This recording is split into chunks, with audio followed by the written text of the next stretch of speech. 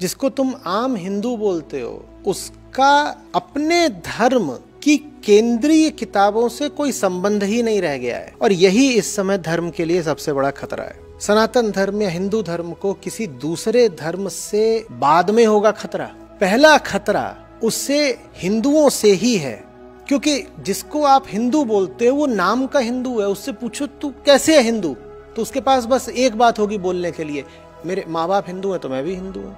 बोलो हिंदू होने का मतलब क्या है, तो बोलेगा होली दिवाली मना लेना, राखी बांध लेना, ये हिंदू होने का मतलब है। धर्म है, धर्म के पीछे दर्शन होता है, कोई बात होती है, कोई जीवन दृष्टि होती है। वो क्या है तेरी, जिसको तू हिंदू धर्म बोलता है, उसकी दृष्टि क्या है, दर्शन क्या है, तो वो नहीं बता पाएगा, उसे पता ही नहीं।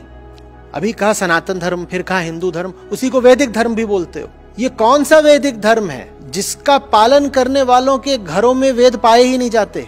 चलो पूरे वेद तुम नहीं पढ़ पाते या आवश्यक नहीं समझते, कोई बात नहीं, पर वेदों का जो उच्चतम दर्शन है वो जिन अत्यंत लघु और संक्षिप्त किताबों में मिलता है, उनको तो अपने घर ले आओ, उनको तो पढ़ लो। उनको पढ़े बिना, उनको जाने बिना तुम किस अधिकार से अपने आप को हिंदू बोलते हो? या बस ऐसे ही मैं हिंदू हूं, फिर तो कोई भी हिंदू है, कोई भी हो सकता है फिर हिंदू, लेकिन फिर उस शब्द का कोई अर्थ नहीं रह जाएगा, बहुत खोखला हो जाएगा। उदाहरण के लिए आप अगर कहते हो कि मैं वैज्ञानिक हूं, तो इसका मतलब आपको विज्ञान पता है। और कोई पहचान बताओ अपनी, आप कहते हो आप खिलाड़ी हो, तो इसका मतलब आपको खेलना आता है, कोई विशेष बात है जो आपको पता है। वैसे ही जब आप कहते हो मैं हिंदू हूं, तो मुझे बताओ आपको क्या पता है। और ये तो छोड़ दो कि उपनिषद नहीं पढ़े हैं आम हिंदू ने, अब तो हालत ये है कि जो पीढ़ी निकल के आ रही है, इसे रामायण महाभारत का भी कुछ पता नहीं। रामायण महाभारत का महत्व तो उपनिषदों जितना नहीं हो सकता, उनमें संस्कृति ज्यादा है, दर्शन कम है, लेकिन संस्कृति की भी अपनी कुछ महत्ता है। तो आजकल के तो छोटे बच्चे हैं, उनको रामायण महाभारत भी नहीं पता, उपनिषद कहाँ से पता होंगे? ये है सबसे बड़ा खतरा। एक पूरी धारणा ही बनती जा रही है कि इन ऊंची किताबों का धर्म में कोई खास महत्व नहीं है। एक कल्ट ही निकल के आ रहा है जो कह रहा है कि पढ़ने की जरूरत क्या है। आम सनातनियों का इन कल्ट्स में यकीन बढ़ता ही जा रहा है। कोई इस बाबा का अनुयायी है, कोई फलाने गुरुदेव का भक्त है, और ये जितने बाबे हैं और गुरुदेव हैं, इन सब में एक साझी बात है। इनमें से अधिकांश कह रहे हैं किताबें मत पढ़ना, हमारी सुनो बच्चा, हम तुम्हें बताएंगे, जो हम पिलाएं पीते रहो, जो हम चखाएं चखते रहो, किताबें मत पढ़ना। इतना डर क्यों है किताबों से? कहीं ऐसा तो नहीं कि तुम झूठे हो इसीलिए तुम्हें डर है कि लोग कहीं सच्ची किताबें न पढ़ लें?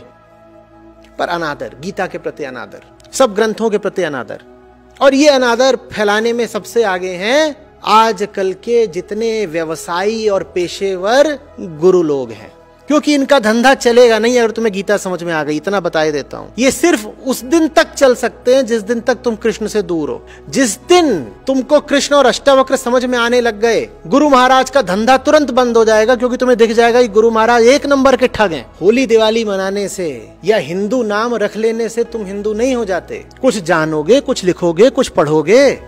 बाबा जी है ना, बाबा जी चरणामृत पिलाएंगे, Gurudev will tell, Gurudev himself will tell, Your Gurudev is a bloody rascal, a scoundrel. What will he tell? WhatsApp पढ़ लेंगे, पैम्फलेट पढ़ लेंगे, इरोटिका पढ़ लेंगे, पॉर्न पढ़ लेंगे, गीता नहीं पढ़ेंगे।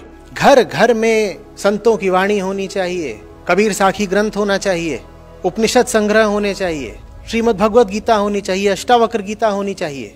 तुमसे कोई नहीं कह रहा है कि तुम अंधा अनुकरण करो इन ग्रंथों का, पर कम से कम पढ़ो तो सही, वरना समझाओ कि पढ़ने में तुम्हें क्या आपत्ति है। नहीं पढ़ेंगे ही नहीं।